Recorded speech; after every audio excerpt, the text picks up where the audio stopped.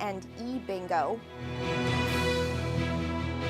Jurors at a local inquest visit the scene of the fatality. And the plans for RibFest 2013 are unveiled.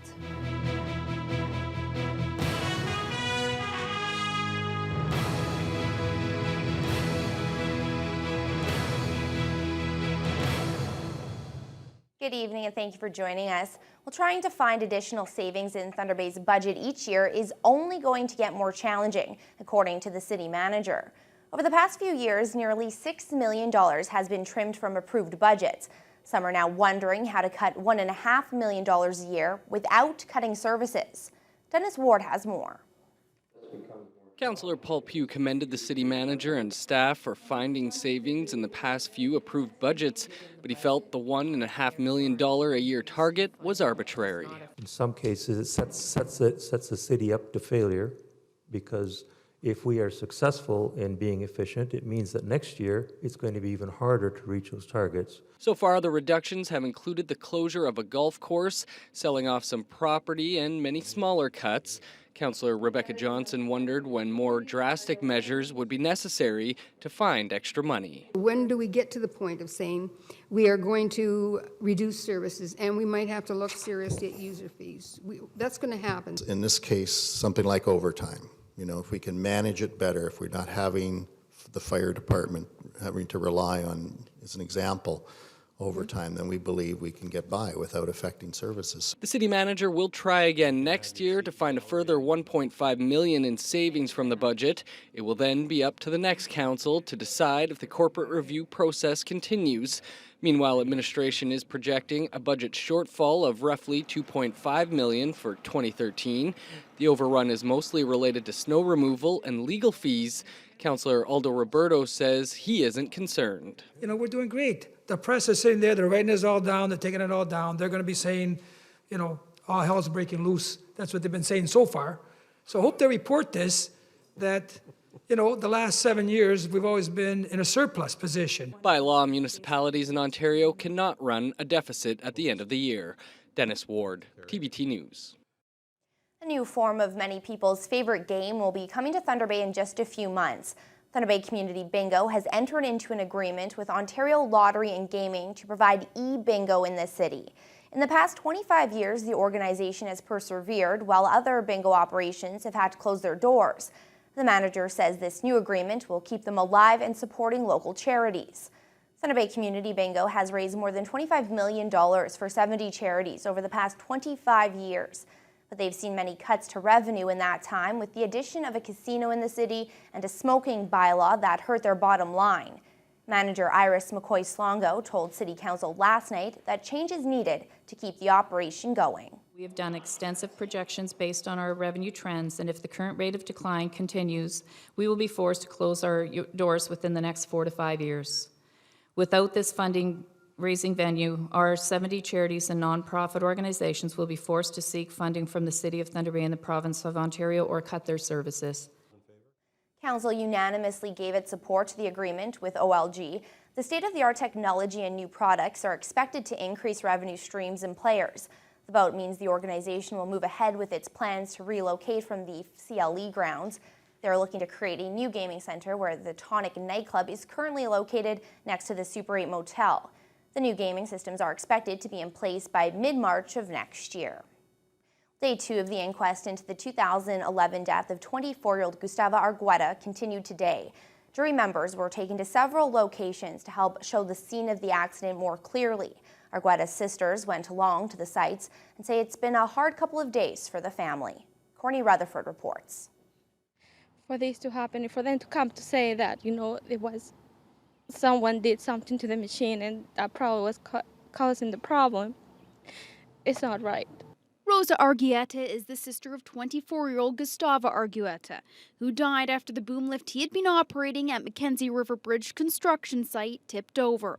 A coroner's inquest saw jury members taken to Hertz Rental Company to look at a similar lift that Argueta was using that day. Following that, they were taken to the site where the incident occurred. After surveying the area, the family was able to lay flowers. Rosa says it's been an emotional couple of days. I don't think my brother did anything to that machine, you know. Why would he want to take his life? To me, it seems like they're trying to say that that's what happened. And it's not like that. The machine belonged to Hertz and at the time was rented by Terra North Construction Company. The lift comes with an alarm that flashes and beeps when the machine is on a slope with an angle greater than 4.5 degrees. After the incident, the machine had spray foam in the alarm and the wires had been disconnected. Rosa hopes the incident will be an eye-opener for future construction companies.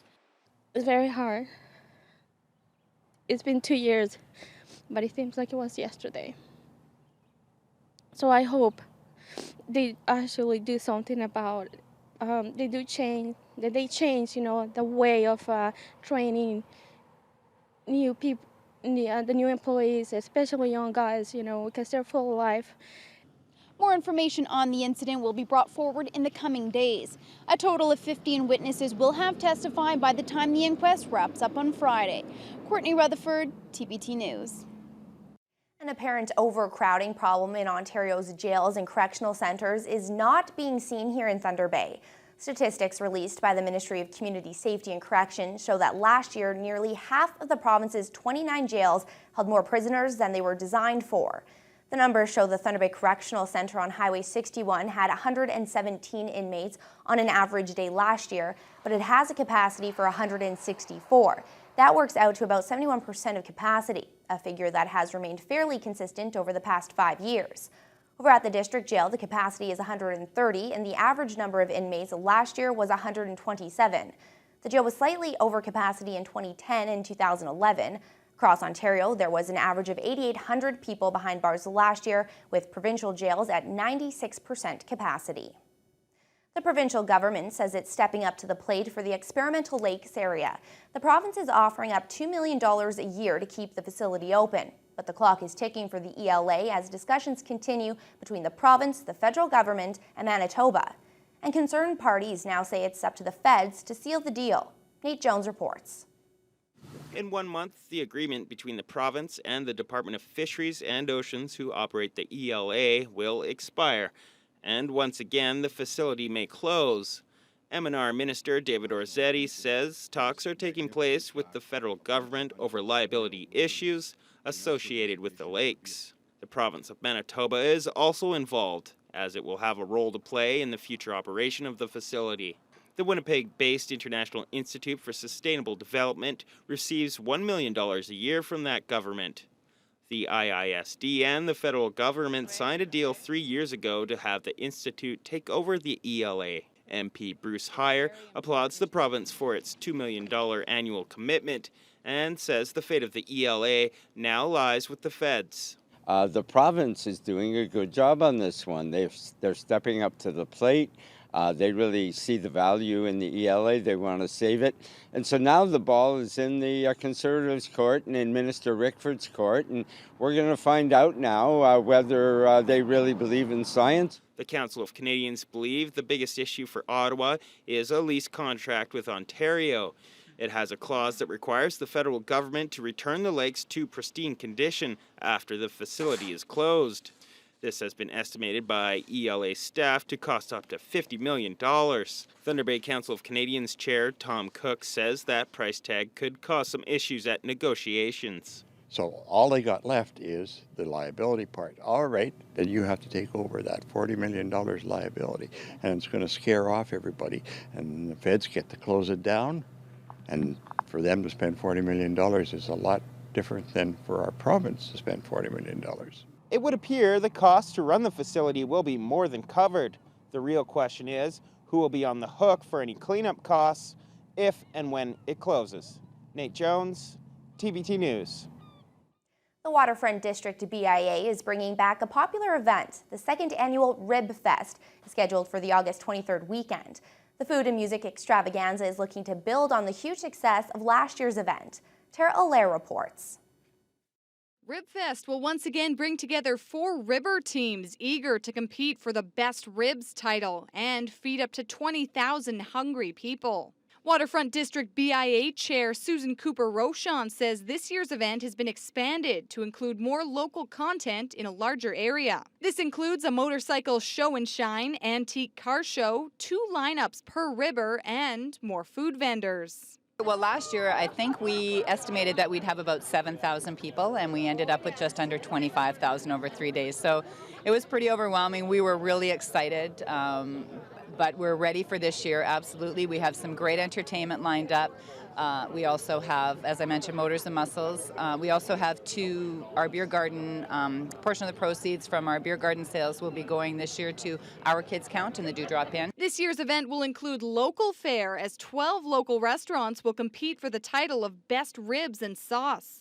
Rooster's Bistro owner Jim Camuzzi says including local flavor in the competition will help increase attendance and business in the Waterfront District. He tried out the OLG Casino's ribs at today's news event and gave us his take on what exactly makes the best ribs. Coming from an Italian background, a slow, long cook and the meat falling off the bone. The OLG did a hell of a job on their ribs here today, but I'm not sure that that's their best product. I think that they're holding back on us, and I think you're going to see some pretty stiff competition come Rib Fest weekend. The 3-day event will also feature a visit from Restaurant Makeover's Chef Corbin. Live music and games and activities for kids of all ages will be on site. Ribfest kicks off August 23rd in the Waterfront District. The event is free to the public. Tara Allaire, TBT News. The Thunder Bay District Health Unit has issued a swimming advisory for the main beach at Chippewa Park. Although the advisory does not close the beach or prevent people from swimming, high levels of E. coli bacteria can have adverse effects on swimmers. More information can be found on the health unit's website as to the state of local beaches. Camp Quality got a boost from a group of local car fanatics. The Thunder Bay District Car Club teamed up with other car enthusiasts this year for the annual poker run. The scavenger hunt style race was held in June, and now the proceeds have been tallied and handed to Camp Quality. A whopping $14,000 was given to Camp Quality last night. The money will give kids suffering from cancer the chance to spend 1 week at Camp Duncan on Loon Lake. It also helps support the nearly 75 staff who work on site with the children. Camp Quality needs $100,000 a year in donations to keep running. Camp Quality's Linda Laurie says she's extremely grateful for everyone who participated. This is an incredible boost for us. That's just a huge amount of money to receive from one group of people that have, held an event for us. Any charity to me that deals with kids, any type of kids disability, it grabs the purse strings of my heart. That's one important thing there. And then kids with cancer, and then the other big thing is local. Lindquist says in his mind this is the right charity to help. The $14,000 donation will go towards next year's camp. So far, the annual poker run has raised over $20,000 in its 3 years running. Well, in the meantime, the OPP Youth Summer Camp for Northwestern Ontario is back in session at Loon Lake. The kids are getting the chance to spend the week with different police officers and other children from across the region.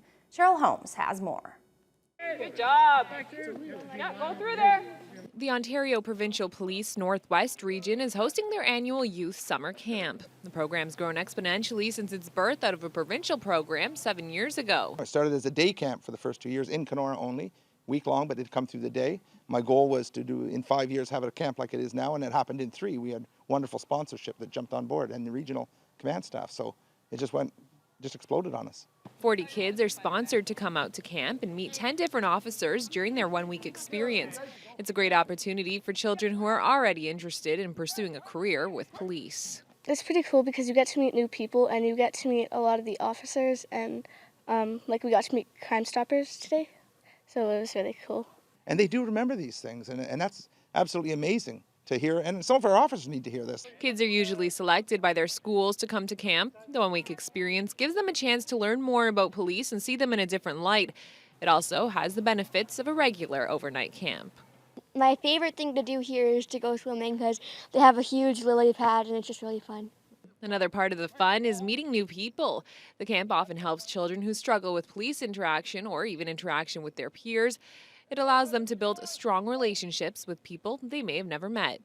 It's kind of fun because you don't really know them, but they don't really know you. like you get along more better than what you usually do when you know more people.